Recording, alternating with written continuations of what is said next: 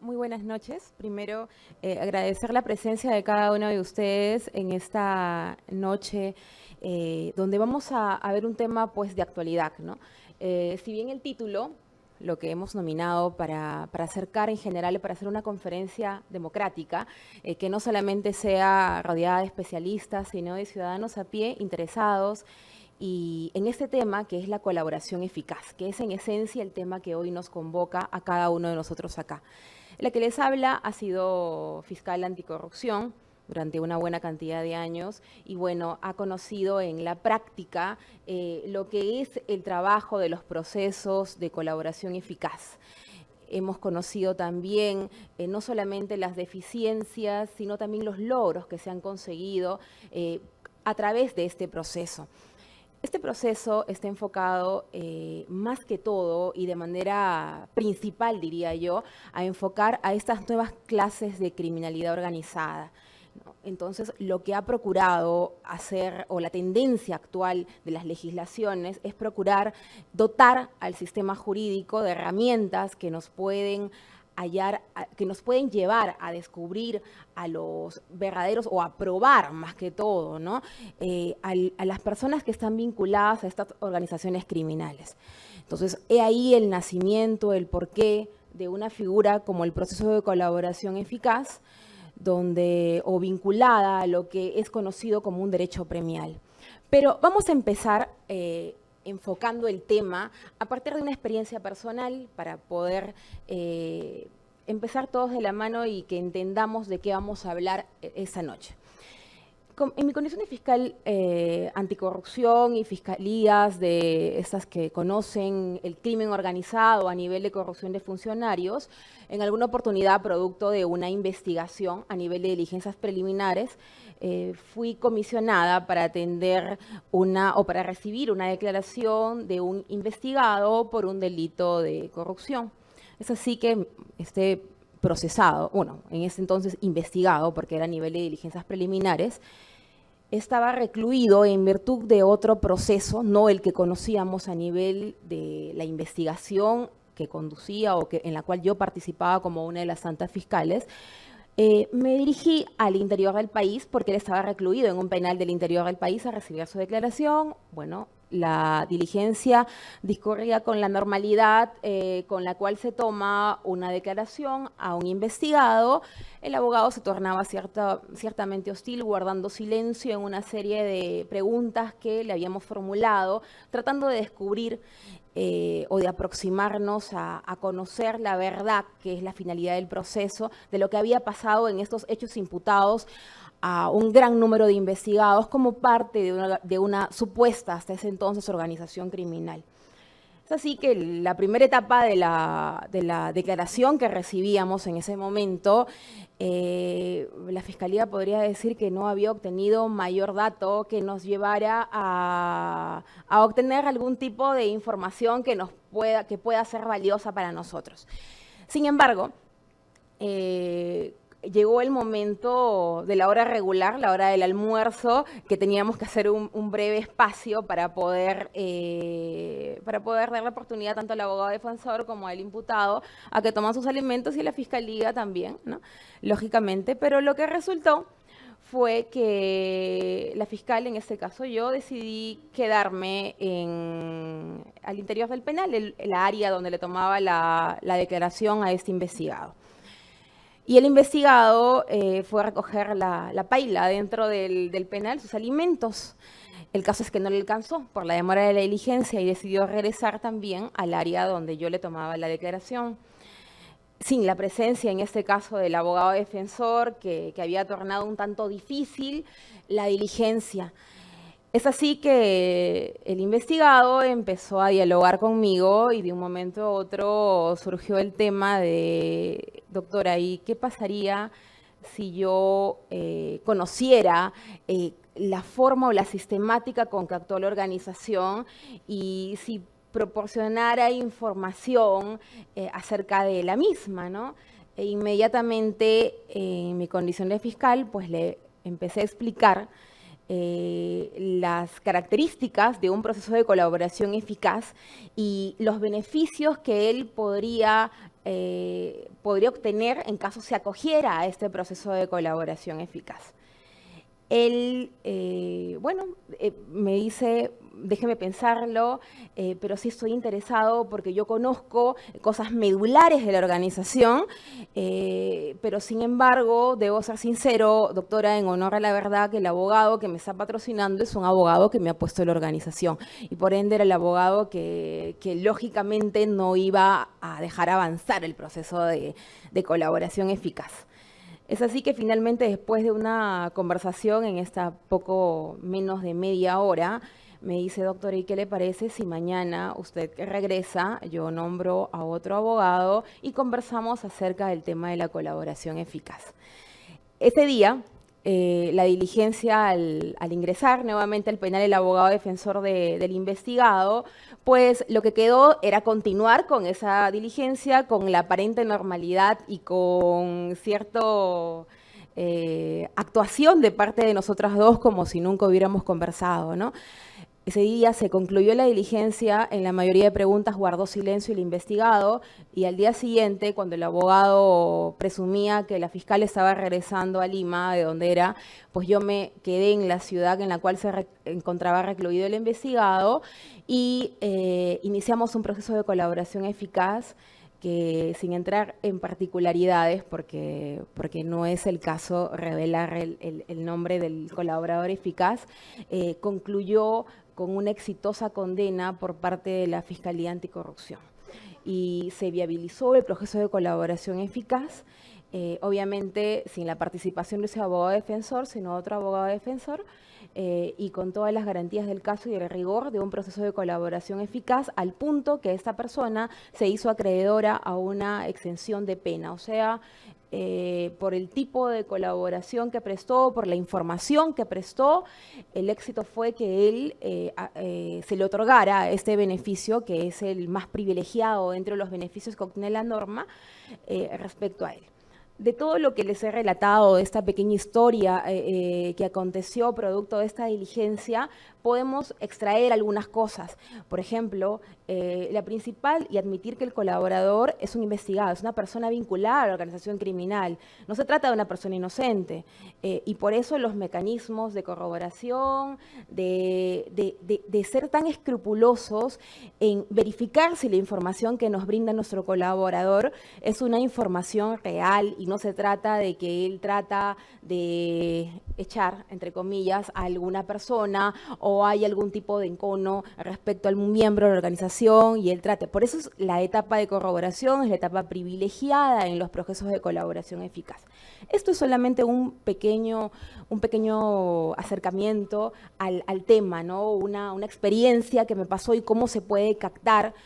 Es cierto que el procedimiento que les estoy explicando ha evolucionado porque recientemente, para ser precisos, el 30 de diciembre del año pasado, se publicó el Decreto Legislativo 1301 que modifica el Código Procesal Penal en cuanto al proceso de colaboración eficaz. Y el también pasado 30 de marzo de este año se publica en el Diario Oficial del Peruano el reglamento de estas modificaciones, esta nueva ley de colaboración eficaz. Lo que vamos a empezar a partir de eso es explicar de qué hablamos cuando nos referimos al colaborador eficaz. Y bueno, he traído unos antecedentes, no procuro hacer esta disertación demasiado legalista, pero sí hablar en términos generales que, por ejemplo, nosotros ya desde la Ley 25.103 del año 89, o sea, estamos hablando con el Código Penal del 24, es el código anterior a nuestro código vigente, perdón, conocíamos a la figura del arrepentido. El arrepentido, pero ¿en qué casos? En casos de terrorismo. La ley que le sigue, que es el Decreto Legislativo 748, que ya es del año 91, también se refiere al tema del arrepentido, también a casos de delitos de terrorismo. Igual, el Decreto Ley 25499 del año 92, que también se refiere al arrepentido en casos de terrorismo, el cual, por cierto, se hacía acreedor a dos tipos de beneficios, que eran la exención y la remisión de la pena, entendiéndose, y luego lo vamos a ya desmenuzar cuando hablemos netamente de nuestro colaborador para saber cuándo nos estamos refiriendo a exención de pena, cuándo a remisión. Pero estas normas ya nos hablaban, y justamente el decreto ley 582 del año 92 ya nos refiere no solamente al arrepentido en casos de terrorismo, sino a la persona arrepentida que colabora en delitos en general en agravio del Estado. Ahí ya la posibilidad de comprender otros delitos que no sean vinculados al terrorismo, porque originalmente que no se hablaba de colaborador eficaz, sino de arrepentido, y luego vamos a establecer las pequeñas diferencias, no se había hablado en general, o no se había dado una amplitud a esa norma o a esos beneficios que se podían hacer acreedor en casos de personas que no sean propiamente investigados o sentenciados por delito de terrorismo. Sin embargo, luego ya viene la ley 27378, ya del año 2000, que es una ley que establece ya beneficios propios de colaboración eficaz en el ámbito de la criminalidad organizada. Es una ley que obviamente con el tiempo y con la implementación del nuevo Código Procesal Penal mejora ostensiblemente, sobre todo en cuanto a la etapa de corroboración, que es lo que luego vamos a explicar de una forma desmenuzada, ¿no? Le he puesto como parte final el nuevo Código Procesal Penal porque justamente el nuevo Código Procesal es modificado por la ley que les comentaba, que es el Decreto Legislativo 1301, publicado en el Diario Oficial Peruano el 30 de diciembre del año pasado y reglamentado el 30 de marzo de este año. Las figuras afines, y es en verdad porque he presenciado cuando he estado en los exteriores de este auditorio a mucho ciudadano de pie, que es en verdad elogiable, ¿no? Que vengan y que se interesen en el tema, porque es bueno saber diferenciar y no confundir términos, ¿no? A veces, bueno, tenemos periodistas o de repente en general en una conversación se suelen confundir términos y se cree que estamos hablando de lo mismo. Lo que he procurado hacer en esta diapositiva es traerles a la mesa que existen figuras que, si bien presentan semejanzas con el tema del colaborador eficaz, no son exactamente lo mismo. Y la primera que aparece ahí es el agente provocador. El agente provocador es una de las tantas herramientas que se usan contra el crimen organizado y que, por ejemplo, se trata de un funcionario, o bueno, en este caso propiamente un policía, un efectivo policial, que en este caso del agente provocador va a ingresar a la organización criminal, pero ¿qué? Hacer, en términos coloquiales, hacer caer a algún miembro de la organización, o sea, a incitarlo, a provocarlo, como dice el nombre, y que éste incurra en un delito que previamente obviamente se ha tenido una investigación y se ha conocido que estaría vinculado a la organización. O sea, este funcionario público o servidor público propiamente, que es un efectivo policial, lo que va a hacer es ingresar a la organización para tratar de que ellos ejecuten el delito que regularmente, o según los conocimientos de repente de inteligencia, se sabe que realizan al interior de la organización. La diferencia, porque suelen confundirlos con el agente encubierto, que es realmente muy fina, a diferencia, el agente encubierto también es un funcionario policial o un efectivo policial, pero él se introduce en la organización, a diferencia del primero, muchas veces con una identidad modificada, pero a efectos propiamente de tomar conocimiento de los delitos que se están cometiendo al interior de la organización. O sea, él no incita, él no provoca a los miembros de la organización criminal, sino que él entra, generalmente, a ver, casos de tráfico ilícito de drogas, ¿no? Se da a un efectivo policial una identidad y se le hace ingresar a la organización, presuntamente él participa de los actos, él no provoca, pero lo que entra propiamente al interior de la organización es a tomar conocimiento de la comisión de los delitos, de los roles que desempeñan cada uno de los miembros de la organización. La tercera figura afín es el informante, que en este caso ya no se trata de un efectivo policial, sino es de un individuo particular cualquiera que conoce de lo que sucede al interior de la organización criminal y va a aportar esa información para que se logre desentrañar pues, las redes, se logren identificar a los cabecillas, a los miembros de la organización. Cito un ejemplo. Imaginemos que hay una organización criminal que se dedica al tráfico ilícito de drogas, ¿no? Y bueno, la organización criminal tiene su punto de reuniones en la esquina del lugar donde se hacen las reuniones, hay una bodega. Hay una señora que suele escuchar como cuando sus clientes van al negocio, hablan y relatan la forma o la organización o las circunstancias en las que realizan su actividad criminal. Ella decide colaborar con la justicia y se convierte en un informante. Ella no forma parte de la organización criminal, sino que proporciona información que nos podría ayudar a la búsqueda de la verdad dentro de esta organización, que es identificar a los cabecillas, a los miembros de la organización, o de una u otra manera conocer la sistemática como opera esa organización criminal. Y el otro que es el arrepentido, y ahí justamente vuelvo a los inicios o a los antecedentes legislativos, que encontramos incluso una serie de autores peruanos que dicen el colaborador eficaz o arrepentido. Considero yo, y bueno, tampoco es una opinión sencillamente, porque la doctrina no es unánime, en muchos países se llama arrepentido al colaborador eficaz, pero el arrepentido yo creo y considero, y como también lo acepta en la parte de la doctrina, que hay un tema de connotación, digamos que moral, ¿no?, en utilizar ese término. ¿Y por qué? Porque el colaborador eficaz no siempre va a ser arrepentido de lo que ha hecho, ¿no? Acá lo importante es que él proporciona una información y que esa información, producto de esa información, él se va a hacer acreedor a un tipo de beneficio que le va a conceder producto de la corroboración de la información que él ha proporcionado. El tema de la constricción, de qué pensó él, de que si realmente se arrepiente de los actos cometidos dentro de la organización, es un tema que en primer lugar será difícil de acreditar o probar dentro de un proceso penal o dentro de una investigación.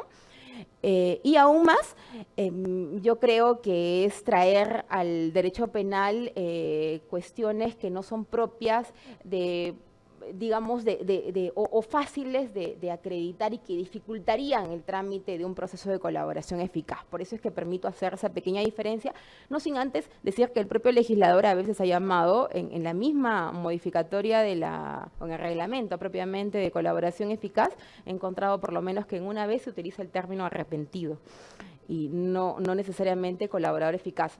A lo que el título de nuestra sección donde se encuentra el procedimiento de colaboración eficaz en el nuevo Código Procesal, sí la nomina como proceso de colaboración eficaz como tal y no proceso de arrepentidos, ni mucho menos, ¿no? Pero quise traer a colación el tema de la pequeña diferencia, que quizás es doctrinaria, pero que es importante que la conozcamos, que con propiedad, si hablamos de la legislación peruana, deberíamos hablar de un proceso de colaboración eficaz. Ahora, del inicio del proceso, he procurado decir acá cómo empieza este proceso de colaboración eficaz.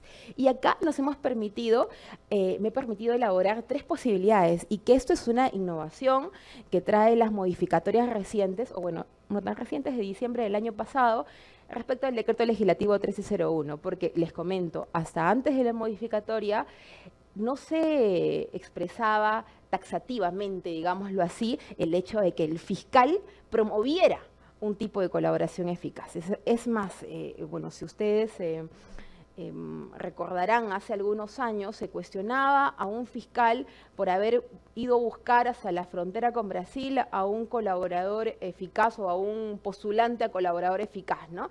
Y decían, ok, pero él está promoviendo una colaboración eficaz y la norma me habla de una solicitud de colaboración eficaz, no que el fiscal la promueva.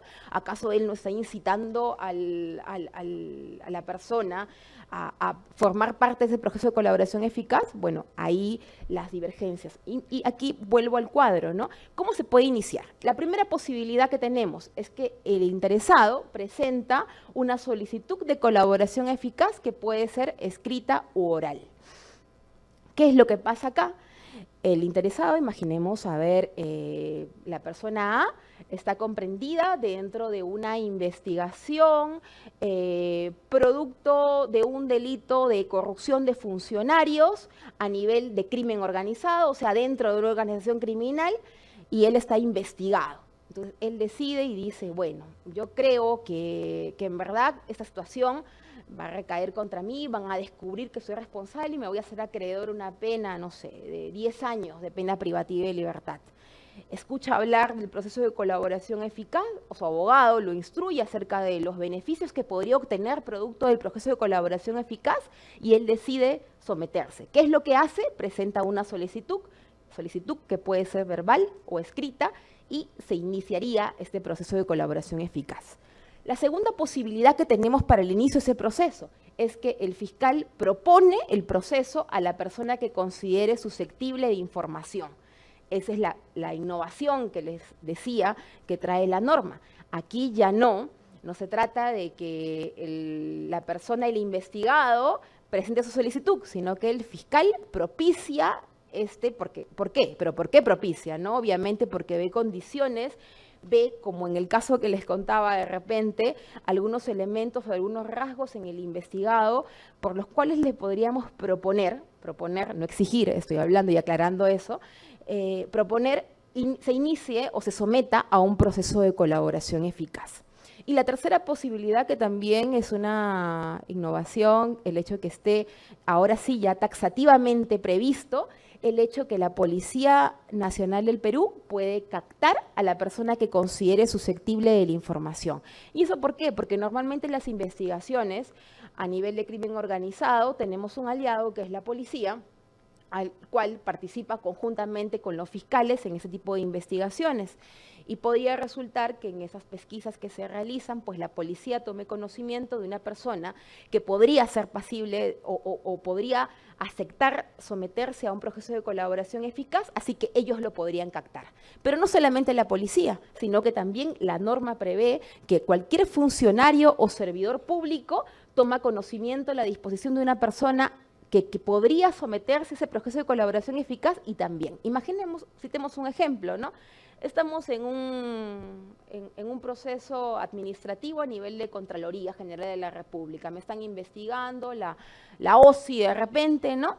Y se ha descubierto una red, una organización criminal, y ellos descubren que hay una persona, es más, una persona llega a ellos y les dice, sencillamente, yo quisiera colaborar con el esclarecimiento. Estoy involucrado, pero quiero colaborar.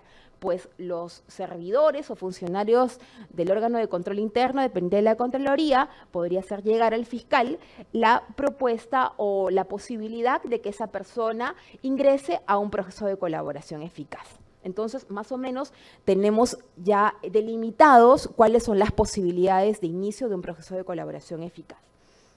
Ahora, seguidamente, ¿qué es lo que hacemos?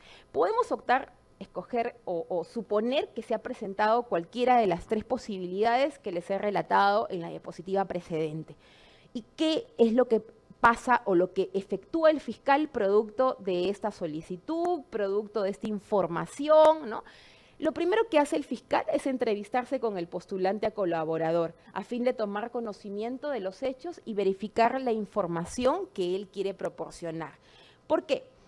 Porque obviamente el fiscal no es que en todos los casos, no es que mañana salgamos y dos personas logren arrebatarme un celular y esa persona decide que uno va a colaborar con la justicia y va a decir que el responsable es fulanito de tal y nos ayuda a defender. O sea, no es que los procesos de colaboración eficaz estén permitidos para todos los delitos, por ejemplo, ¿no? Uno de los tantos requisitos.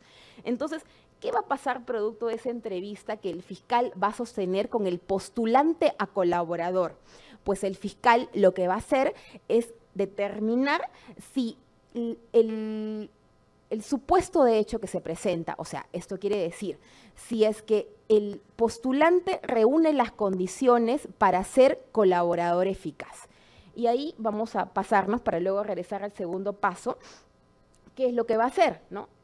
Primero, el fiscal va a cerciorarse que se trate de una investigación, o sea, que la investigación que se está llevando a cabo sea por cualquiera de los delitos que estamos señalando en esta diapositiva, por asociación ilícita para delinquir, por terrorismo, por lavado de activos, por delitos informáticos, por delitos contra la humanidad, entiéndase genocidio, entiéndase desaparición forzada, tortura, discriminación, manipulación genética. También podría ser una investigación o un proceso por delito de trata de personas, por sicariato. También la norma prevé que podría ser cualquiera de los delitos contemplados en la ley de crimen organizado, que es la 30.077, que es una gran gama, que van a encontrar desde pornografía infantil, extorsión, usurpación, delitos informáticos. Hay una gran gama de delitos que están previstos por la ley de crimen organizado, ¿no?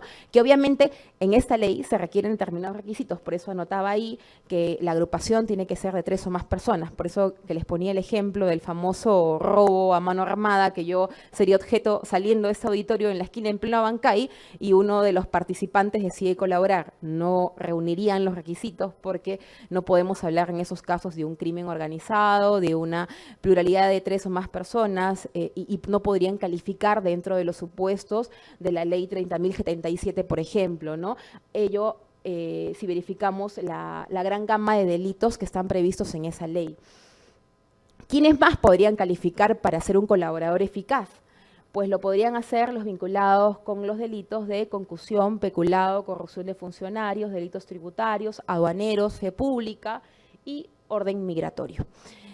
En estos casos, la norma ha previsto, además de que estén vinculados con estos delitos, siempre que el delito esté cometido en concierto de pluralidad de personas. O sea, si yo estoy investigando a un funcionario que, por ejemplo, se llevó la computadora que usaba en la oficina, se la llevó a casa, únicamente a él, yo no lo podría someter a un proceso de colaboración eficaz porque él sería una sola persona vinculada al delito que se está investigando.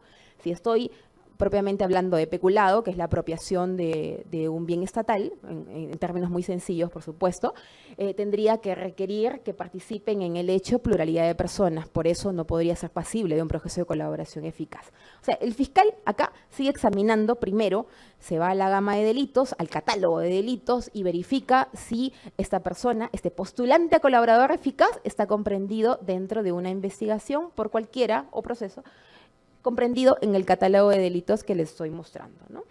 A continuación, ¿qué más debe ver el fiscal para decidir calificar o para calificar esta postulación a colaborador eficaz? Pues él debe verificar que la persona, el postulante, debe haber abandonado voluntariamente la organización criminal. O sea, no se trata de que la persona siga dentro de la organización criminal, siga delinquiendo. Al fiscal le debe constar que esa persona se ha desvinculado con la organización criminal. Ese es el primer requisito. El segundo es admitir o no contradecir los hechos en los que ha intervenido, total o parcialmente. A ver, les explico. Por ejemplo, tengo una investigación y estoy imputándole como miembro de la organización criminal a la persona A, que ella participó en determinado proceso de contratación con el Estado, pagando una dádiva, por ejemplo, al jefe de logística de la determinada entidad gubernamental, ¿no? Y producto de eso, pues lo tengo vinculado al tema organización criminal en una red, porque ellos aparentemente todos están vinculados y las contrataciones son fraudulentas porque cobran una serie de montos de dinero o un porcentaje al cual asciende la contratación. Entonces, ellos se dedican a cobrar el diezmo y irregularmente hacen eso. Entonces, tengo una persona que quiere postular a colaborador eficaz y de repente es el auxiliar del contador que ha tenido conocimientos y que también ha participado porque de repente recibió los cheques girados o recibió el monto de dinero que le entregaron producto de una coima de esa naturaleza. Imaginemos un supuesto de hecho, ¿no?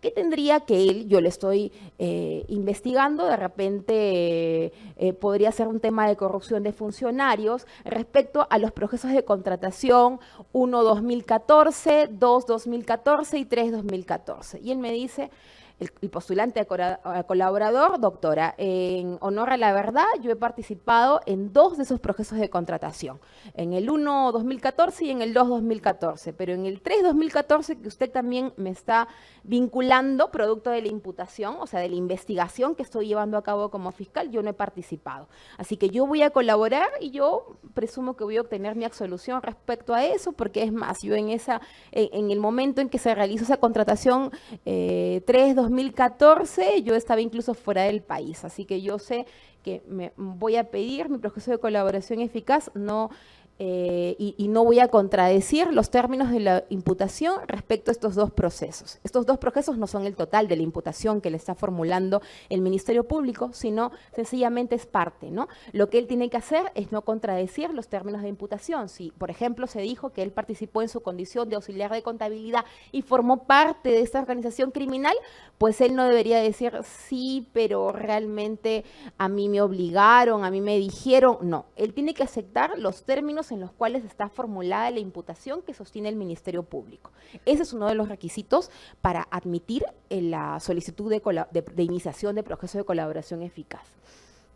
Y la tercera es presentarse al fiscal mostrando su disposición de proporcionar información eficaz. Pero, ¿qué es esa información eficaz? Y no tenemos un poco que marearles porque felizmente el legislador no lo ha dejado al libre albedrío de cualquier fiscal que interprete qué es una información eficaz y qué no es, ¿no? Sino que el legislador mismo ha dicho, bueno, más claro, el Código Procesal Penal ha señalado los requisitos de eficacia que debe tener. ¿Qué se debe buscar con esta información que proporciona el colaborador eficaz? En líneas generales, la primera posibilidad que puede tener respecto a la información que va a proporcionar es evitar, por ejemplo, la continuidad, la permanencia o la consumación de algún delito. Imaginemos que la organización sigue, no solamente viene siendo investigado, que esto sigue articulando, ¿no? Sigue, volvamos al tema de las contrataciones con el Estado, sigue otorgando buena prueba a determinadas empresas y cobrando un porcentaje del monto por el cual contratan, ¿no? Entonces, esta persona, colaborador, que sabe que la organización criminal sigue funcionando, pues lo que va a hacer es decirme, doctora, mire, y usted cree, hay un proceso que está en pleno, valga la redundancia, en pleno proceso de contratación y yo sé que va a resultar ganador de este proceso A y B contratistas. Ellos son los que van a ganar la buena pro de este proceso, ¿no? Así que, ¿qué haría esto? Producto de la colaboración que él está prestando, lo que pasaría sería que se evitaría la continuidad o la consumación de otro acto criminal que va a ejecutar esta organización. Eso sería información eficaz a lo que se refiere la norma. Otra posibilidad de brindar información eficaz sería conocer las circunstancias en que se planificó, por ejemplo, y ejecutó un delito. Imaginemos que él me brinde información respecto a los procesos. Me dice, doctora, ¿usted sabe cómo se daba esto realmente? Ellos simulaban publicar en la página del OCE que se estaba contratando, de repente que se estaba convocando a la contratación de, imaginemos, de computadoras para un gobierno regional, ¿no? Realmente la convocatoria estaba 15 minutos y luego desaparecía del sistema, ¿no? Entonces me da toda la sistemática, cómo se ejecutaba esta imputación que estamos investigando, ¿no? Pero no solamente eso, también se llama información eficaz a información que nos va a permitir, por ejemplo, identificar a los autores del delito, a los miembros de la organización criminal, a las personas que han tenido participación en todo este aparato que se ha montado a efectos, por ejemplo, de defraudar al Estado o de estar incursos en un delito de tráfico ilícito de drogas o cualquier otra situación de terrorismo, de pornografía infantil. De repente no conocemos quiénes integran esa organización y el colaborador nos va a proporcionar nombres de personas que nosotros ni sospechamos de repente que estaban vinculados a la organización. Y finalmente, ¿qué más entendemos por esta información eficaz que nos puede brindar el colaborador? Tenemos entregar los instrumentos, efectos, ganancias y bienes delictivos relacionados. Sabemos continuamente cuán mellada ha estado nuestra economía producto de estas ganancias ilícitas, productos de de estas actividades delictivas. Y al Estado también, obviamente, le interesa recuperar esos fondos públicos que han sido utilizados en desmedro de todos los ciudadanos. Entonces, este colaborador puede decir, por ejemplo, si el funcionario público cobraba una serie de dádivas, por supuesto que ilegales, producto de estos procesos de contratación, y las depositaba en un paraíso fiscal, ¿no? Y el colaborador me brinda información, yo sé que en el banco número ABC de un paraíso fiscal están depositados los fondos del funcionario. ¿Qué me permitiría eso? ¿Qué información eficaz sería esa? La que me permite recuperar, en este caso, los efectos o ganancias o bienes en general, productos de una actividad delictiva en el marco de una organización criminal, por ejemplo, ¿no? Entonces, son estos los elementos que va a evaluar el fiscal para efectos de aceptar o no aceptar la solicitud de colaborador eficaz. Entonces, como veremos, no todo calza o no cualquier investigado o procesado va a calzar en los supuestos de ser un colaborador eficaz. Regresemos a lo que veíamos, que es la etapa de la calificación. Hablábamos concretamente de este paso 1. El fiscal se entrevista con el postulante a colaborar a fin de tomar conocimiento de los hechos y verificar si se cumplen los requisitos para hacer tal. Los requisitos son aquellos de los cuales acabamos de hablar. ¿Qué es lo que a continuación hace el fiscal? El fiscal advierte también que la información sea útil, relevante y corroborable. Yo les he subrayado corroborable porque obviamente la utilidad y el tema de la relevancia la van a descubrir productos del examen de la eficacia. Pero ¿qué hay con que sea una información corroborable? En alguna oportunidad he participado de recibir una declaración de un investigado vinculado a una organización criminal y me dice, bueno, doctora, yo conozco de una de las tantas coimas que se daban producto de determinado acto realizado por los funcionarios. Y yo le digo, ¿y tienes cómo acreditar tu dicho? Bueno, en realidad yo sé porque que le entregaban porque todo el mundo lo sabía, ¿no? Entonces yo le digo, bueno, todo el mundo lo sabía, dame un nombre. Bueno, yo desconozco los nombres porque eran personas que no se identificaban. Entonces tú como fiscal evalúas y te preguntas a ti mismo como fiscal, ¿lo vas a poder corroborar? La respuesta sería obviamente no, porque me dice que hay información, personas inciertas que sabían que todo el mundo, entonces yo tengo una persona que me podría proporcionar información, pero que esa información, por más que le someta a todos los actos de corroboración, no la podría corroborar, no lo podría verificar si lo que me está diciendo el colaborador es cierto o es falso, ¿no? Entonces, no podría ser una información utilizable y por ende tendría que desestimar esta solicitud de colaboración eficaz. Y finalmente el paso 3, el fiscal evalúa y de aceptar, de reunir todos los requisitos que hablábamos, lo que hace sencillamente es asignarle una clave al postulante a colaborador eficaz. Y desde ese momento, ¿qué es lo que pasa? Se convierte en nuestro colaborador eficaz, identificable con clave número tal.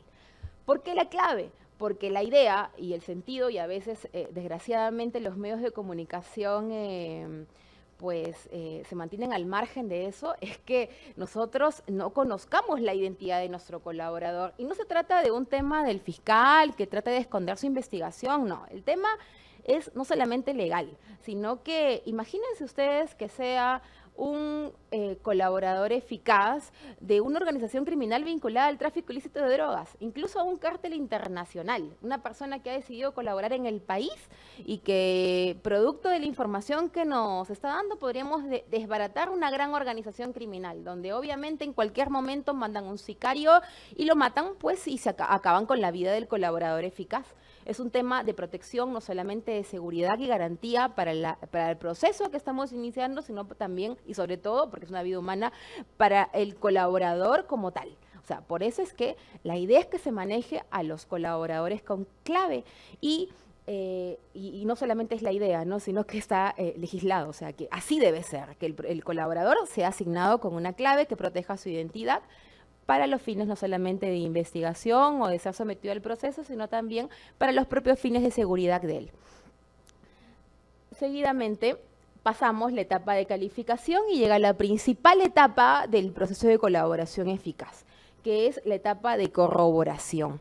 ¿Qué es lo que pasa en esta etapa de corroboración?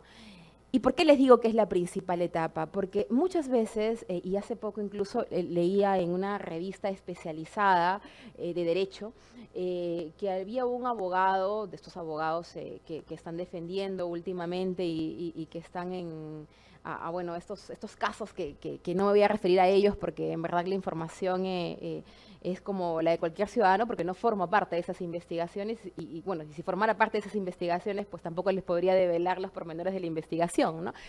Pero lo que conozco de los procesos de colaboración eficaz que son públicos, que vemos diariamente en los medios de comunicación, es lo que ustedes conocen y no tengo ningún pormenor que pudiera compartir con ustedes, ¿no? A veces es muy aventurero coger la información de los medios de comunicación para dar una opinión sobre eso, porque realmente como fiscal me ha pasado que una cosa es la que se dice en la prensa y otra cosa es la que está dentro de mi carpeta fiscal y yo digo, Dios, ¿no? O sea, ¿qué es lo que ha pasado acá, no? ¿Es la información que realmente están diciendo, es la información que rebota en la prensa? Pues no. Entonces, ¿qué es lo que pasa y lo que leía, a lo que comentaba, ¿no? Lo que había leído, ciertamente, y en una revista especializada de Derecho, es que un abogado defensor decía que a su patrocinado se le había dictado prisión preventiva utilizando única y exclusivamente la declaración del colaborador eficaz. Y decía, ¿cómo se va a vincular? Pues, ¿cómo se le va a fundamentar una prisión preventiva con la declaración de un colaborador eficaz? Si ese colaborador es también un delincuente, ¿no? Y bueno, en el aspecto de que el delincuente, bueno, es un investigado propiamente, podría ser un investigado, podría ser un procesado, podría ser un sentenciado, que no es tan exacto decir que es un delincuente, ¿no? Propiamente porque no siempre lo es. Pero no solamente eso, sino que ahí sí me aventuro a decir que ningún fiscal podría solicitar una prisión preventiva, que es una medida cautelar de carácter personal, utilizando única y exclusivamente la declaración del colaborador, sino lo que hace es acopiar temas o actos de investigación que me han evacuado determinadas pruebas propiamente no son porque son actos de investigación los que se desarrollan, pero sí actos de corroboración, o sea, actos de corroboración que me lleven, por ejemplo, a determinar que la información de mi colaborador es información cierta. Les vuelvo al ejemplo al primer ejemplo que les daba en esta noche, ¿no? Al caso de este colaborador que me decía, tengo información, él me decía, bueno, yo tengo información acerca de la entrega de una coima por parte de un funcionario público. Yo le decía, bueno, acredítame, ¿qué pasó? ¿Qué pasó? Y me decía, bueno, yo en verdad le proporcioné la cuenta en la cual se realizó el depósito, porque la persona que pagó la coima, si bien era una persona que estaba en el Perú, pues él se financió por un extranjero. Entonces lo que hace fue solicitarle a sus padres que se encontraban en un país de Europa y le solicitan el dinero y le depositan a una amiga que yo tenía, ¿no? Entonces yo utilicé y te puedo decir el nombre de la amiga y podemos, y ahí se depositó la coima. Luego esta amiga va a la entidad pública y se le entrega al asistente del funcionario de la máxima autoridad en ese momento en esa área. Entonces me pongo a pensar como fiscal y qué diligencias tengo que actuar para corroborar esa información. Pues inmediatamente, cuando abordamos un avión y llegamos a la ciudad de Lima, pedimos el levantamiento del secreto bancario de esa ciudadana, de la ciudadana que estaba plenamente identificada porque el colaborador nos había brindado su nombre. Levantamos el secreto bancario de ella, ¿no? Y advertimos las cuentas que tenía, porque en ese momento nuestro colaborador no recordaba ni siquiera la entidad en la cual precisamente se había efectuado la entrega o el depósito, ¿no?, concreto que representaba el monto de la coima. Así que levantamos el secreto bancario de esa ciudadana y obviamente descubrimos un monto de poco más de, bueno, $14.000 eran aproximadamente, que se habían depositado, uno de los tantos pagos, ¿no?, que se habían efectuado y que provenían del país el cual nos decía el colaborador eficaz. información corroborable, pero hasta ahí solamente tengo que esta señora recibió la entrega del dinero. ¿Qué más podría hacer como fiscal para corroborar si la información de mi colaborador es cierta? Pues levantamos el secreto de las comunicaciones. ¿Y qué levantamos el secreto de las comunicaciones? Y sospechosamente, y que es un trabajo de hormiga realmente, levantamos y encontramos el teléfono que usaba la señora, la ciudadana, que estaba registrado su nombre. Bueno, en este caso no fue fácil porque estaba registrado su nombre, y advertíamos que ella recibía comunicaciones en el momento, tanto en el momento que iba a hacer el retiro de la entidad bancaria. Y no solamente eso, sino que hay un tema interesante en el levantamiento del secreto de las comunicaciones, que es que cuando las empresas de telecomunicaciones nos brindan la información, no solamente nos dicen el registro de llamadas entrantes salientes, sino la antena que capta esa llamada. Eso es una información fundamental, porque sospechosamente la antena registraba que la citada ciudadana se encontraba en Escipión Yona, cerca del Ministerio de Justicia. Ya muchos recordarán y habrán sacado sus conclusiones acerca de qué proceso les hablaba, ¿no? Entonces la antena captaba una llamada en la puerta exactamente por Escipión Yona y decíamos, ok, bingo, ¿no? Entró. ¿Y cuánto duraba? Ahora vamos a los registros del Ministerio de Justicia, y en los registros, oh sorpresa, se habían registrado porque, a Dios gracias, en las entidades públicas, muchos, como acá, cuando ingresamos, pues nos registramos.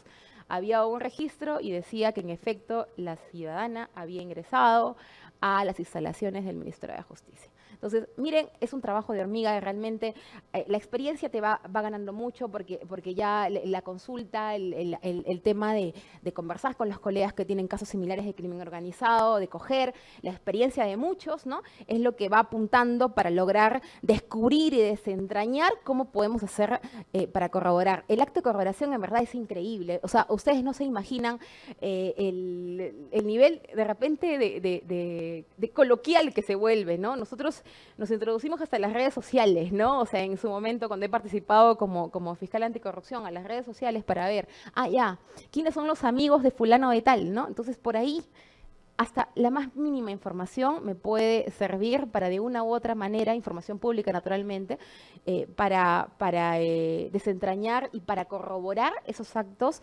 o esa información que me brinda, en este caso, el colaborador eficaz. Volvamos al mismo tema de la corroboración, ¿no? El fiscal y el colaborador, pongo ahí, pueden celebrar un convenio preparatorio. ¿Por qué?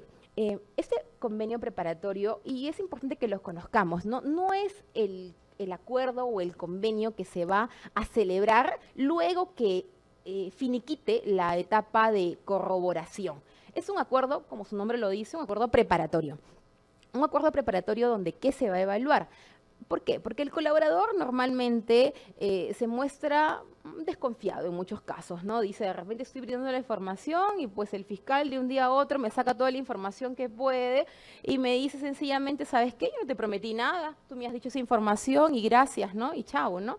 Y en verdad que esa desconfianza se suele ver en cada proceso de colaboración eficaz. Entonces yo creo que la norma, con muy buen criterio, pues este acuerdo preparatorio, que no es enteramente o 100% vinculante, pues nos ayuda. ¿Y por qué nos ayuda? Porque en este acuerdo o convenio preparatorio, nosotros lo que vamos a hacer es colocar la información ofrecida por el colaborador y también los cargos y la naturaleza de los cargos que él los cuales recaen sobre él.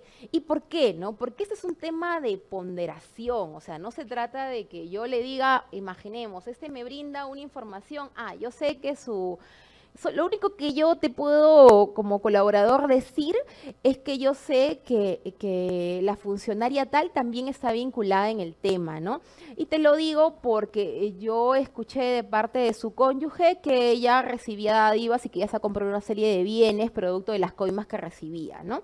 Imaginemos que nos dan. Entonces, la información de repente me es subútil, de repente es corroborable, de repente puede ser, pero la información no me va a ayudar a destruir la organización criminal, a encontrar quiénes son los mandos medios, a determinar quiénes son los cabecillas, pues no me va a ayudar a obtener información de repente de esa gran gama que yo quisiera, ¿no? Entonces, obviamente, no le voy a poder prometer a ese colaborador allá te vas a hacer acreedor a una exención de pena, o sea, no vas a tener pena, ¿no? O si es un sentenciado, a una remisión de pena. Igual, ¿sabes qué? Te quedas sin ningún tipo de sanción. De repente lo que yo le puedo prometer a ese colaborador, si en caso su información sea corroborada, le podría prometer que le voy a disminuir la pena, ¿no? Si hablamos de un tipo penal que la pena es hasta de 10 o de 6 años a 15, pongamos un ejemplo, una situación hipotética, le podría decir, ¿sabes qué? Yo te voy a poner el mínimo que prevé la norma, te voy a poner 6 años, ¿no? A pesar de que tú sabes que has participado en la organización criminal, etcétera, etcétera, ¿no? Entonces yo podría poner un beneficio, y por eso les digo ponderar, porque lo que tengo que hacer es, es evaluar el tipo de información que me va a proporcionar y los cargos que se le están imputando. ¿Y por qué también evaluar los cargos, digo? Porque otra de las innovaciones de la norma es que justamente ahora los jefes cabecillas pueden estar sometidos a un proceso de colaboración eficaz. Y la norma se ha puesto en ese supuesto y ha dicho, bueno, claro, no es simplemente que por el hecho de ser jefe o cabecilla, mando más alto de la organización, se vincule o preste una colaboración eficaz, sino que también la norma ha dicho que él tiene que brindar información que permita, y es un tanto contradictoria, ¿no? Que permita la obtención de información de una persona de igual rango que él, ¿no? O sea, bueno, entonces ya no sería el cabecilla, ¿no? Porque si es un rango superior a él, ya no sería el que me brinda la información el cabecilla, ¿no? Entonces es un tanto contradictoria, considero, en ese punto, y es cuestionable, ¿no? O información también, porque el reglamento lo señala, que ese cabecilla me podría dar información acerca de, por ejemplo, si es un cártel de droga en el Perú, pero ellos pertenecen al cártel de Sinaloa, imaginemos, ¿no? Un cártel internacional, entonces él me podría dar información que me permite cabecillas de un ente internacional, de una organización criminal internacional vinculado a un delito A, B, C, D, ¿no es cierto? Entonces, pero la norma también se ha puesto y ha señalado expresamente que ese cabecilla, jefe, no se puede hacer acreedor a cualquier tipo de beneficio, sino solamente se le podría disminuir la pena o suspender la pena. No la exención, que son digamos, los beneficios más amplios que brinda la norma, o como la remisión también de la pena. Ese cabecilla no se podría hacer acreedor. Por eso es que en ese convenio preparatorio no es que tú puedas prometer el oro y el moro como beneficio, ¿no? Sino sencillamente un beneficio acorde a la información que tu colaborador te va a señalar, ¿no? Entonces, ese es el convenio preparatorio. Luego, seguidamente, forma parte también de la etapa de corroboración, o una característica más que todo, ¿no? El colaborador será sometido a las medidas de aseguramiento personal necesarias para garantizar la investigación, el proceso como tal, y también para garantizar su seguridad personal. Aquí, de esto les hablaba hace unos minutos, ¿no? Y les decía lo importante que es dictar estas medidas de aseguramiento. No saben cuán difícil es cautelar la integridad de nuestro colaborador. Han habido un sinfín de casos entre el colaborador, o no solamente el colaborador, sino su familia, son amenazados por la organización criminal, y que pronto vuelves a otra entrevista con él y te dice, doctora, definitivamente yo no quiero seguir. O sea, yo puedo estar 20 años, 40 años en la cárcel, pero estoy exponiendo a mi familia producto de la información que le estoy dando. Por eso es que ahí les ponía, no solamente es el tema de garantizar la investigación o la culminación del proceso, sino también, y hay que ser conscientes, es la propia seguridad de nuestro colaborador, ¿no? Que es este tipo de medidas que son, ¿y qué tipo de medidas podrían ser, ¿no? Por ejemplo, vigilancia policial, ¿no? Que obviamente trabajamos con una policía especializada para evitar advertir a la comunidad en general que él es nuestro colaborador, ¿no? Que es policías vestidos de civiles que prestan algún tipo de seguridad al colaborador. O, por ejemplo, si tengamos que nuestro colaborador está dentro de un penal, ¿no? Y está expuesto con todos los demás reos, ¿no? Entonces, lo que le decimos, ¿sabes qué? Mándalo a otra área, ¿no? Mándalo a aislamiento, no sé, mándalo a un área donde él esté seguro, donde de repente podamos vigilar hasta han habido colaboradores que nos han dicho, hasta sobre todo los que los que han ingresado al penal, que nos han hablado hasta de temas me han intentado envenenar dentro del penal, ¿no? Y decirnos, este penal está manejado por gente tal o cual, ¿no? no sé, bueno, situación, ¿no? Entonces, y nos han dicho eso, ¿no? Entonces, al punto de que hemos tenido como medida de aseguramiento cautelar y garantizar que los alimentos que coma ese colaborador sean los alimentos que consumen los efectivos policiales a cargo del establecimiento penitenciario, ¿no? Por ejemplo, ¿no? O la gente del INPE de ese establecimiento penitenciario, que los alimentos no sean la paila común, sino que sean los alimentos que comen los efectivos, para garantizar la vida de nuestro colaborador. O sea, medidas como esa podemos dictar para asegurar la integridad física de nuestro colaborador.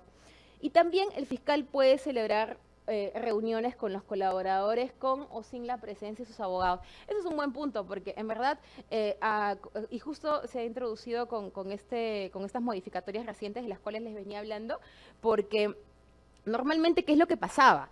El fiscal, imaginemos, bueno, en toda esa etapa de corroboración, que no dura un mes, 2 meses, o sea, ya imagínense que un levantamiento secreto de las comunicaciones no es de un día a otro, o sea, de bancario mucho menos. Los bancos te dan poco a poco la información, tienes que estar apurándolos, presionando, o sea, tampoco no quieras suponer que vas a terminar toda tu etapa de corroboración, yo creo que ni en un mes, o sea, vas a hacerlo poco a poco, ¿no? Entonces, obviamente estableciendo tus límites y paralelamente viendo cómo discurre tu proceso, que es el proceso principal, porque entendamos, bueno, y creo que no lo había aclarado, este proceso de colaboración eficaz no es el mismo proceso en el cual encontramos investigando la organización criminal. O sea, no se trata de un proceso anexo, de un incidente de ese proceso principal.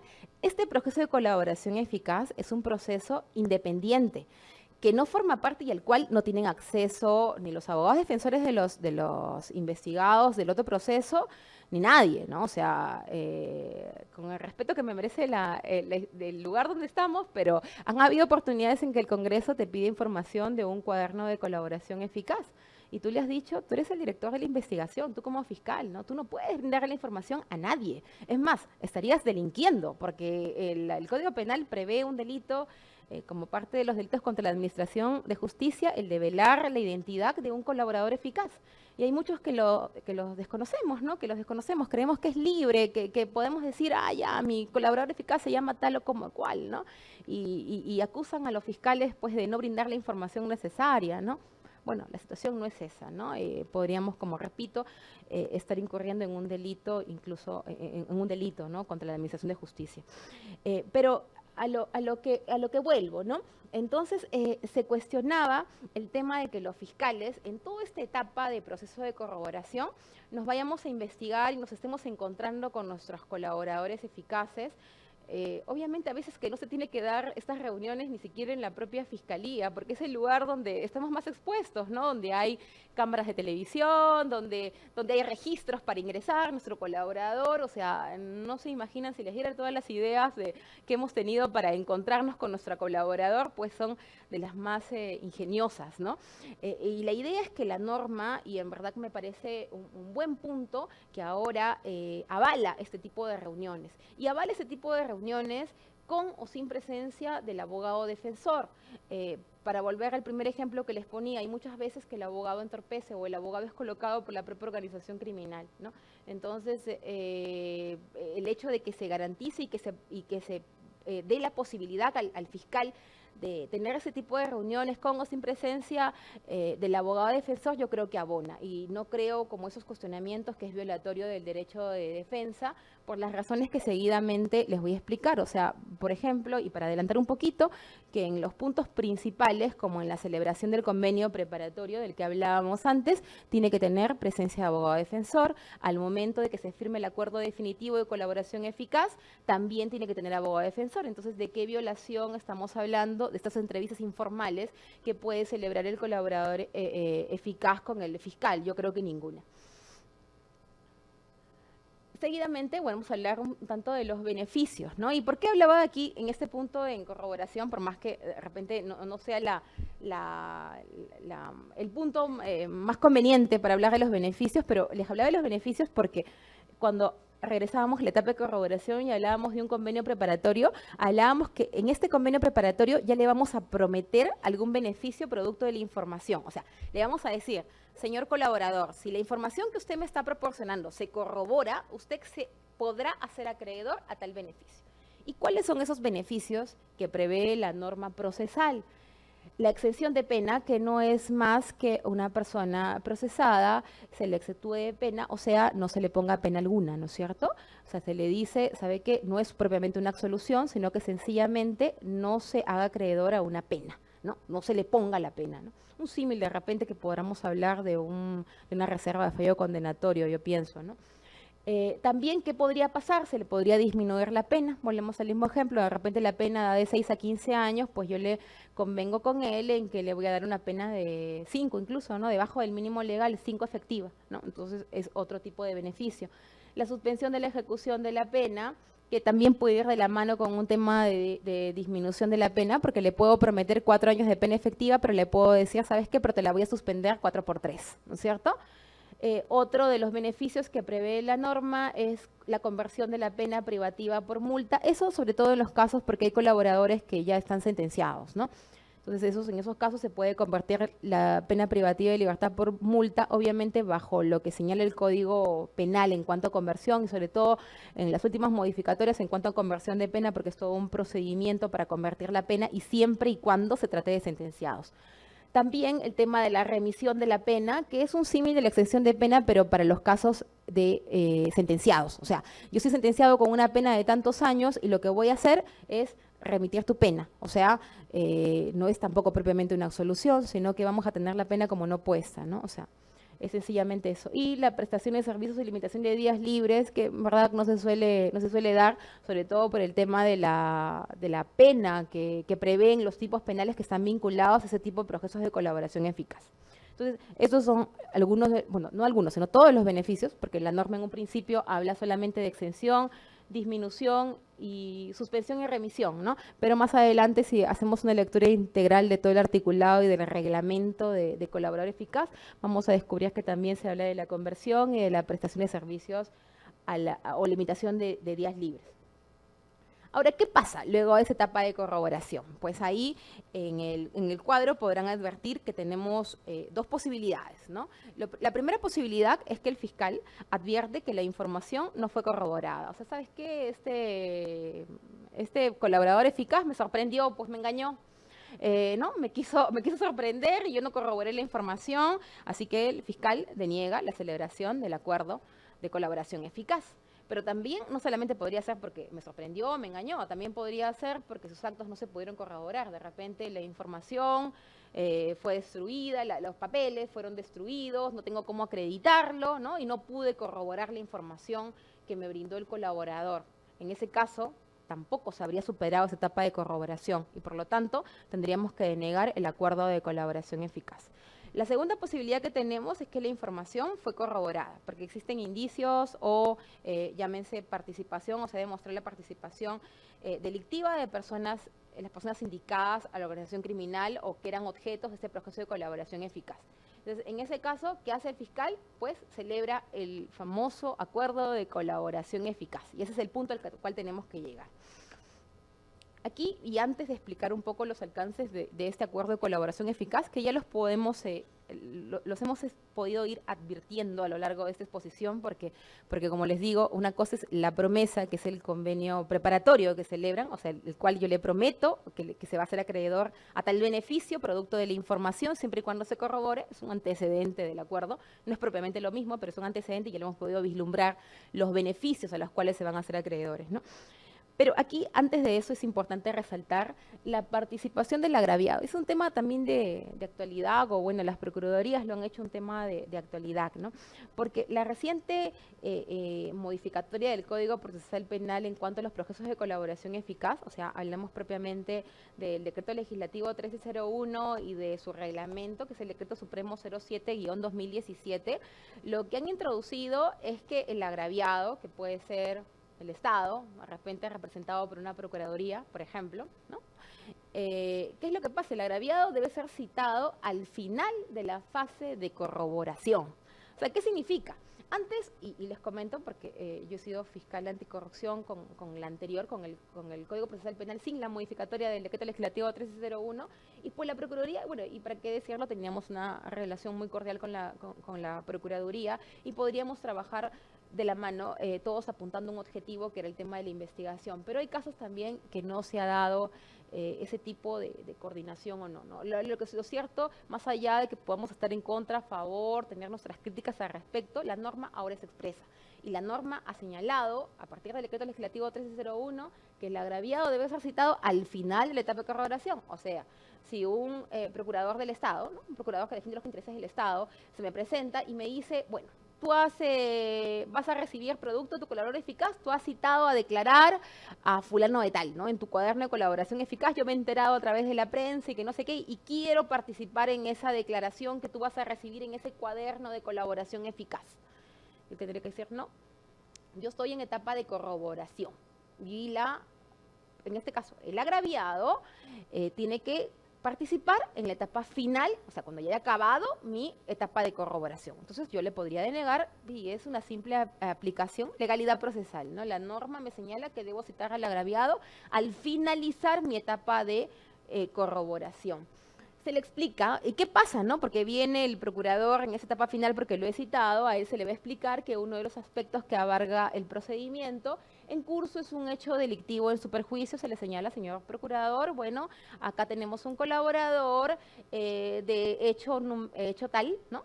Y entonces el agraviado es el Estado que usted lo representa, ¿no? Así que, ¿qué le vamos a preguntar a continuación al procurador? En este caso, el ejemplo, si quiere participar o no en nuestra celebración de nuestro acuerdo de colaboración eficaz. Pero ¿cómo va a participar? El procurador no va a participar diciendo, yo opino de que no debes optar por el beneficio de exención de pena. No. El procurador tiene que intervenir únicamente para los aspectos de la reparación civil, nada más. Eso es lo que señala la norma. Podemos tener nuestras críticas o no, pero eso es lo que señala la ley, ¿no? Se le pregunta acerca del monto de la reparación civil y se le pregunta si quiere intervenir en el acuerdo de beneficio y colaboración, nada más. En ese momento, si el procurador, en este caso que representa al Estado, nos dice si quiero intervenir, pues se le señala y se le dice, usted constitúyase en parte civil y a partir de eso forma parte y podrá ofrecer de repente los medios probatorios que coadyuven para el monto que está solicitando como reparación civil, ¿no? Pero única y exclusivamente para esos fines. A continuación, bueno, lo del acuerdo, ¿no? Imaginemos que ya vamos a celebrar nuestro acuerdo de colaboración eficaz, ¿no? ¿Qué es lo que tiene nuestro ahora llamado acuerdo de beneficios y colaboración? Pues tiene el beneficio acordado, que no es más que alguna de las posibilidades que les decía acá, algunos de los beneficios que son vinculados concretamente a la pena, ¿no?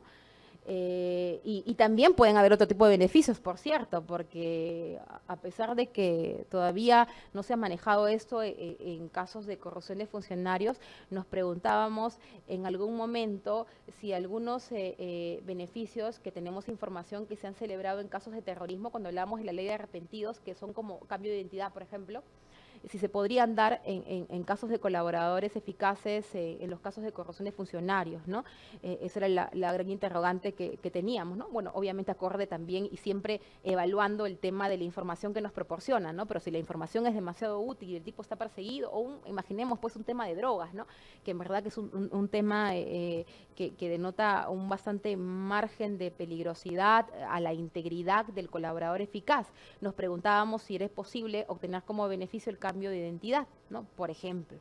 Entonces, los beneficios se van a poner en el acuerdo de beneficios de colaboración eficaz, también los hechos a los cuales se refiere el beneficio, o sea, a dónde va a ser, y qué es lo que pasa, y por qué ese punto me voy a detener un poquito, ¿no?, a explicarlo. ¿Por qué? Porque hay colaboradores eficaces. En el caso del colaborador que yo les contaba el ejemplo, ese colaborador estaba vinculado, o sea, estaba recluido por un proceso que era ajeno a este proceso de colaboración eficaz. O sea, aparte estaba, o sea, el proceso 1 tenía un proceso, si no me equivoco, si mal no lo recuerdo, por falsificación de documentos, y estaba recluido en el penal en virtud de ese proceso de falsificación de documentos, ¿no? Pero en el proceso B que tenía, el proceso 2, el proceso que estaba vinculado producto de formar parte de esa organización criminal. Cuando él obtuvo los beneficios de colaboración eficaz, no solamente obtuvo la exención de pena producto del proceso en el cual estaba vinculado a la organización criminal, sino en el otro proceso por falsificación en el cual estaba recluida, obtuvo la remisión de la pena. Entonces, este beneficio perdón, el acuerdo lo que va a prever es los hechos a los cuales se refiere el beneficio. ¿Por qué? Porque me va a decir, ok, él ha obtenido el beneficio de remisión de pena respecto al proceso por falsificación de documentos y ha obtenido el beneficio de exención de pena respecto al proceso vinculado a corrupción de funcionarios, ¿no? En el marco de un crimen organizado. Entonces, vamos a delimitar qué hechos son los que...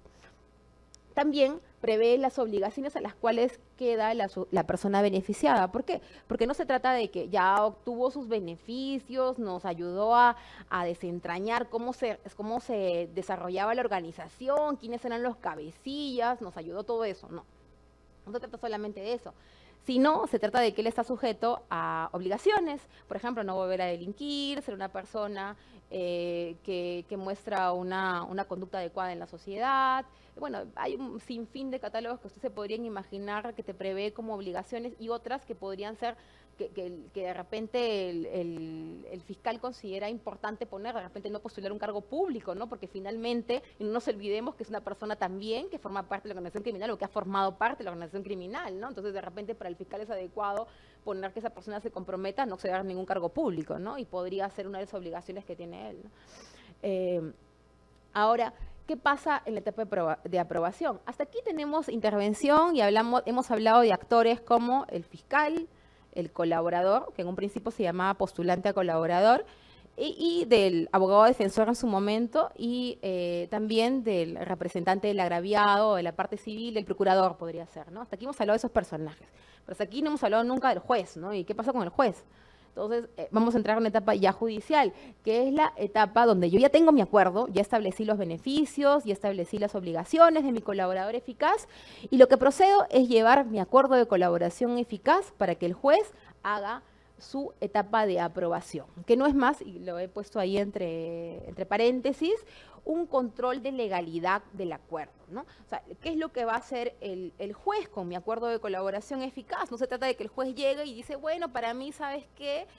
Tu acuerdo no es tal, tú no vas a llegar a nada con tu acuerdo, así que en el proceso, digamos, en el proceso aparte, porque volvemos a lo mismo, el proceso de colaboración eficaz es un proceso individual, particular y muy aparte del proceso donde estoy investigando a los miembros o jefes, cabecillas de la organización criminal de cualquiera de los supuestos que hemos verificado, ¿no? Entonces, ¿qué es lo que pasa? De repente el juez dice, no, pues yo no quiero celebrar, yo no quiero aprobar, para mí este acuerdo es un mamarracho y tú no has corroborado nada y tu información y me estás mintiendo, fiscal. Entonces, no, acá concretamente lo que va a hacer el juez es un control de legalidad del acuerdo de colaboración y beneficios que yo he celebrado con mi colaborador eficaz. ¿Dónde? Y ahí lo he enumerado, porque en la etapa de colaboración, ¿en qué etapa se puede dar esta aprobación? Puede ser que se dé en etapa de investigación. O sea, ¿quién es competente primero para conocer mi acuerdo de colaboración eficaz? Y lo voy a hablar con términos muy sencillos para que me entiendan el común de ciudadanos y no requieran ningún conocimiento legal previo para entender. Pero normalmente el proceso penal, en una primera etapa, digamos, el que controla la legalidad de los actos que efectúa el fiscal es el denominado juez de investigación preparatoria, ¿no? Que esa es en una etapa de diligencias, se llaman diligencias preliminares, que bueno, más que el nombre, es una investigación preliminar, lo que conocíamos las primeras pesquisas, las primeras investigaciones. ¿Para qué? Para determinar si formalizamos o no formalizamos la investigación, se llama, ¿no? Que se llama la etapa de formalización de investigación preparatoria. Pero más allá del nombre, es propiamente iniciar una investigación donde ya hay un control, una investigación formal en la cual tengo individualizado a una persona que la estoy investigando, o en este caso a unas personas, porque forman parte de la organización, quizás, ¿no? Entonces, ya ahí también participa, ¿quién? El juez de investigación preparatoria. Entonces, tanto en la etapa de diligencias preliminares, que podríamos acudir a un juez de investigación preparatorias, y de una manera más preponderante en la etapa de formalización de investigación preparatoria, participa un juez de investigación preparatoria, ¿no? Pero ya en la etapa intermedia, en la cual también participa el juez de investigación preparatoria, vamos a pasar a la siguiente etapa, que es la etapa propiamente de un juicio oral, en la cual participa un juez penal que puede ser unipersonal o un juez colegiado, ¿no? Entonces, yo he querido acá en esta etapa diferenciar la etapa de aprobación. ¿Por qué? Porque ¿quién va a estar a cargo de esta etapa de esta aprobación del acuerdo de beneficios o el acuerdo de colaboración eficaz? Si el proceso de colaboración eficaz se da cuando el otro proceso, o sea, aquel en el cual estoy investigando a la organización criminal, valga la redundancia, se encuentra en etapa de investigación, ¿quién va a ser el competente? El juez de investigación preparatoria. Ante él tengo que acudir con mi acuerdo y decirle, señor juez, haga su control de legalidad, ¿no? Que él obviamente va a revisar todos los requisitos que hemos expuesto, ¿no? Si calza dentro de los delitos en materia de investigación, si la información ha sido corroborada, por ejemplo, si el beneficio es proporcional con la información que me está proporcionando el colaborador eficaz. Es una etapa de aprobación de control de legalidad. Legalidad es decir, que los supuestos que están en la norma han sido los que se han verificado para determinar o para arribar a un acuerdo de colaboración eficaz. Pero también pudiera ser que esta etapa de aprobación, o sea, que yo obtengo mi acuerdo de colaboración eficaz, cuando el caso, digamos, no voy a decir caso principal porque volvemos a lo mismo, es un proceso independiente, aquel en el cual estoy investigando la organización criminal, está en etapa de juzgamiento, ¿no? Entonces, en esos casos voy a acudir ya no al juez de investigación preparatoria, sino al juez penal. Estoy diciendo acudir porque yo como fiscal voy con mi acuerdo y lo presento ante el juzgado penal, o sea, el juzgado que está conociendo de repente el juicio, podría ser, ¿no? Y le digo, ¿sabes qué? He celebrado un acuerdo de colaboración eficaz con fulano de tal y requiero que este acuerdo sea aprobado, ¿no?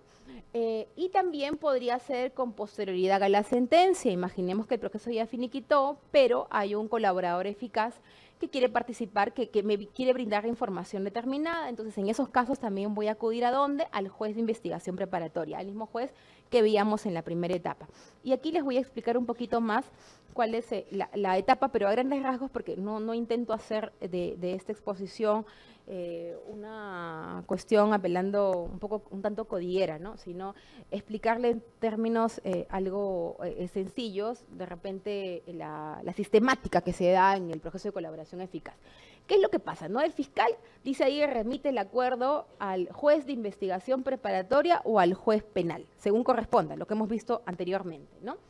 ¿Qué es lo que hace? Remite su acuerdo y bueno, la norma, y hay un tema de cierta contradicción, pero yo creo que se puede subsanar en la práctica, pero lo que pasa es que un poco el decreto legislativo 1301 no concuerda totalmente con el decreto supremo 07 de 2017, ¿no? Porque en un principio se habla de que el fiscal acompaña su acuerdo de colaboración con sus actos de investigación que le han permitido corroborar la información proporcionada por el colaborador, y en otro momento en el reglamento propiamente se señala que el colaborador remite el acuerdo con toda su carpeta de colaboración eficaz, ¿no? Que finalmente, bueno, tampoco no hay que ser tan estrictos, ¿no? Porque finalmente la carpeta que tú formas de tu colaborador eficaz contiene también los actos de investigación, ¿no? No han utilizado los mismos términos de repente en el decreto legislativo y en el reglamento, ¿no? Pero ¿qué es lo que hace? Bueno, remite su acuerdo, imaginemos con su carpeta, pongamos de colaborador eficaz, y el juez realiza la control de legalidad del acuerdo. Pero ¿qué pasa? De repente, para el juez hay pequeños defectos que sin hacer que no se apruebe el acuerdo de colaboración eficaz, pero de repente para él puede formular observaciones, ¿no? Hemos tenido casos en que presentamos el acuerdo y el juez nos dice, miren, sencillamente no han remitido, por ejemplo, ustedes están señalando en el acuerdo que han corroborado determinado acto con el levantamiento del secreto de las comunicaciones, ¿no? Y ustedes no me han acompañado el CD que contiene, que te da, no sé, América Móvil, por ejemplo, ¿no? Acerca del levantamiento, yo no puedo apreciar en verdad que se ha dado una llamada entre A y B el día que se realizó la entrega de la coima, por ejemplo, ¿no? Entonces, en esos 5 días tú te podría hacer esa observación y tú subsanarlo, y inmediatamente prosigue esta etapa de aprobación del acuerdo de colaboración eficaz. Luego se realiza una audiencia privada especial. ¿Y por qué he puesto privada especial? ¿No? Porque obviamente ya logramos entender que ese es un proceso reservado totalmente. Acá lo que protegemos no solamente garantizar nuestro proceso, garantizar nuestra investigación en general, sino garantizar la propia vida del colaborador. Y obviamente la audiencia no es una audiencia pública, no es un juicio oral, como en el que cualquier ciudadano puede ir y ver la audiencia, ¿no? Donde se va a aprobar o no aprobar el acuerdo. Entonces, una audiencia reservada y se emite la decisión judicial en un plazo de que la norma señala de 10 días, ¿no? La decisión va a ser apruebo el acuerdo de colaboración eficaz o lo desapruebo. Sencillamente va por esa línea, ¿no? Que es, como les digo, el respeto y la garantía estricta de lo que dice la norma acerca de lo que es el proceso de colaboración eficaz. Primer supuesto, se aprueba el acuerdo, ¿no? Si imaginemos el beneficio obtenido es la exención o la remisión de la pena, ya sabemos diferenciar exención si es procesado, remisión si es un sentenciado, lo que procede es la inmediata libertad del colaborador eficaz. Si el tema del beneficio otorgado es un tema de disminución de la pena, se establece la sanción, se le dice, ok, bien la pena puede ser de 6 a 15 años, pero te has hecho acreedor a 4 años de pena privativa de libertad o de repente 4 por 3, 4 suspendidas, ¿no? Entonces, esa es la primera posibilidad, los primeros efectos de la sentencia que aprueba un acuerdo de colaboración eficaz. La segunda posibilidad es que se desapruebe el acuerdo, ¿no? O sea, no obstante el fiscal lo celebró, ¿no? Por el fiscal no pasó el tamiz del control de legalidad, ¿no? Imaginemos, el fiscal celebró por un delito que no estaba contemplado dentro del catálogo de delitos que posibilitan el proceso de colaboración eficaz. Estricta principio de legalidad procesal, ¿no? Entonces yo como juez tengo que hacer la observación y decir que esto no prospera, pues, ¿no? Entonces hay que evaluar el tratamiento de la información. ¿Por qué? Porque en esos casos, imaginemos que el colaborador, volvemos a lo mismo, uno de los requisitos es aceptar los cargos que se le están imputando, ¿no? Entonces se tendrán, la norma procesal señala que si no prospera el acuerdo de colaboración eficaz, no se podrá utilizar esa información en contra del colaborador. O sea, yo por más que él me haya dicho, ¿sabes qué? Yo sí participé porque yo llevé la coima de aquí a San Borja, a la casa del funcionario público, yo no lo puedo sancionar producto de lo que él me dijo en ese proceso de colaboración eficaz que no prosperó porque no pasó el acuerdo, el tamiz de la aprobación del acuerdo por parte del juez de investigación preparatoria o el juez penal según corresponda. O sea, yo no podría utilizar esa información en contra del colaborador porque volvemos a lo mismo. Él me lo ha dado en el marco de un proceso de colaboración eficaz, que es un proceso ajeno al proceso en el cual se ventila la investigación seguida contra los miembros de la organización criminal, ¿no? Entonces, otro de los efectos, ¿no? o de las situaciones que se presentan producto de que no se apruebe el acuerdo. ¿Qué pasa con la información que yo he obtenido? No con la declaración del colaborador, sino con la información que yo he obtenido producto de esa colaboración eficaz. Imaginemos que yo levanté el secreto de las comunicaciones y, por ejemplo, obtuve llamadas entre el funcionario A y el empresario B, ¿no es cierto? Esa información sí la puedo utilizar y el Código Procesal Penal lo avala. Entonces, no se trata de que también he perdido todo producto de que no se ha aprobado mi acuerdo, no se trata de que sí he tenido porque puedo obtener y puedo manejar la información obtenida del proceso de colaboración eficaz y utilizarla, trasladarla a mi proceso donde estoy investigando a la organización como tal. Entonces, ese es un punto importante. Además,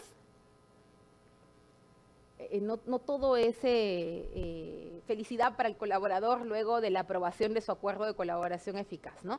Sino hay un control de las obligaciones. Y ahí en términos generales, porque lo he querido poner, porque no se trata de que el colaborador ya se da su suerte, porque como lo dijimos anteriormente, el colaborador está sometido a una serie de obligaciones, ¿no? Por ejemplo, no delinquir. Imaginemos que yo me enteré hoy día de que mi colaborador salió en un periódico que mató a alguien, ¿no es cierto? Entonces, ¿qué pasó? Que violó una de las obligaciones a las cuales estaba sujeto producto del acuerdo de colaboración eficaz, ¿no? Entonces, ¿quién es el que controla que se cumplan las obligaciones fijadas en el acuerdo? Pues no es más que el fiscal, ¿no? El fiscal que celebró el acuerdo de colaboración eficaz. Entonces, en esos casos, yo como fiscal debería acudir al juez de investigación preparatoria o al juez penal según el que haya otorgado, o bueno, otorgado no, sino aprobado el acuerdo de colaboración eficaz y solicitar que éste sea revocado. ¿Cuáles son los efectos inmediatos? Que, por ejemplo, si a él se le disminuyó la pena ¿no? Tenía una pena y se le disminuyó, no, usted señor vuelve a purgar la pena que tenía en un principio antes de que se apruebe el acuerdo de colaboración eficaz. Esos son los efectos, ¿no? Y a continuación, que es un tema relacionado con esto, que es el tema de la revocación, ¿no? Ahí les he anotado que hay primero una indagación previa sobre el cumplimiento de obligaciones, eso por parte del fiscal, o sea, el fiscal lo que procura hacer es indagar, o sea, una etapa de investigación. Si es cierto, porque puede ser que lo ve publicado en la prensa de repente que el sujeto delinquió, pero no es tal de repente, no es una información falsa, lo que hace primero indaga, realiza actos de investigación, el fiscal solicita la revocación al juez que le haya concedido o que le haya aprobado el acuerdo de colaboración eficaz.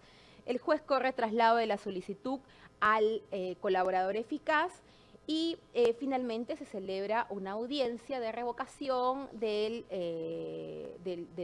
acuerdo o de la aprobación del acuerdo de colaboración eficaz. Entonces, esos son los alcances que les he querido traer esta noche para que ustedes sepan y entiendan más allá de cualquier comentario. De repente hay gente que suele aventurarse a hablar del tema, pero sin un poco conocer en términos muy generales, porque no he procurado, aunque bueno, uno también no puede desentenderse un tanto de la condición de abogada o de fiscal, pero he procurado explicarlo sin apelar a artículos, sin utilizar un lenguaje un tanto técnico o meterme en instituciones o de repente supuestos que se pueden dar de cómo formar una carpeta fiscal en un caso de colaborador eficaz, que creo que es más propio cuando estamos hablando entre personas que de repente quieren saber la sistemática porque son operadores, ¿no? Operadores de justicia, ¿no? Lo que hemos procurado es hacer un acercamiento global del tema de colaboración eficaz para que les sirva a ustedes para tener una opinión autorizada y que como ciudadanos estamos comprometidos, ¿no? de formar parte, de ser críticos de esa situación que vive el país, ¿no? Entonces, muchas gracias a todos por su atención.